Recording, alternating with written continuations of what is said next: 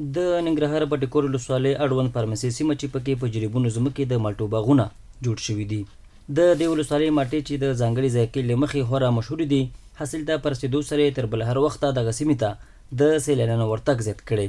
دغلته ورغلي سیلانیان له هیوادوالو غواړي چې د بهرنیو هیوادونو میوو او مشروباتو په ځای دې د خپل هیواد له خوندورو میوو څخه ګټه پورته کړي.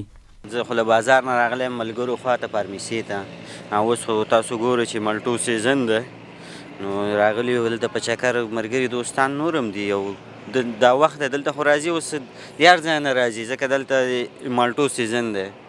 نو غواړو چې له نورو ولایتونو ملګري دوستان راشي او دغه له ښکلو دغه مالټو نه خوند واخلي. له نورو ولایتونو کوم هیوادوال چې پراته دي، وطندار چې پراته دي، هغو څخه هم هیله کوو چې راشي همدلته د دې جومګي دلته د ښایسته بنډاري مالټو سیزن دی او چکر راوهئ، خوند ورڅخه واخلئ. په ورته وخت کې د مالټو پلورونکي وایي د پخوا پرتله کاروبار ښه شوی چې د نورو ورځو ترڅنګ د جمعې په ورځ په دغه سیمه کې د مالټو خوندوره میله او د پیر بازار ګرم وي.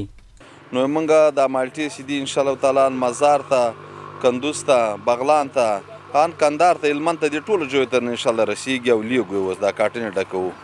د یادونې وړ ده چې د ننګرهار دا خوندورې او مشهورې مالټې له دغه ځایه له بسته بندي کېدو وروسته د هېواد ګڼ شمېر ولایتونو ته هم وړل کېږي.